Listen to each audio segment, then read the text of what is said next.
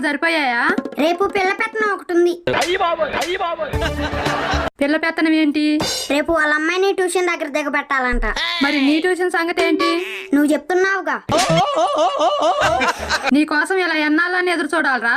నిన్ను ఎదురెవడు చూడమన్నాడు? అప్పుడప్పుడు గోడ దూకొస్తానని తెలుసుగా. ప్రతిరోజు నీ కోసం ఎదురు చూసి చూసి నా కళ్ళు కాయలు కాస్తున్నాయి కదరా. మరి ఇన్ని రోజుల నుండి కాయలు కాస్తుంటే ఒక్క కాయన్నా తినమనిచ్చావా? కాసేపట్ల ఎటు లెంపకాయలు ఇస్తాగా. ఆ కాయలైతే నేను తినలేను. సరే బట్టలీడు. అది సరే కానమ్మా, రోజు నా కోసం ఇలా ఎదురు చూడొద్దని చెప్పినా సరే ఎందుకు ఎదురు చూస్తావు? ఎందుకంటే మీ కన్న తల్లిగా అది మా బాధ్యత.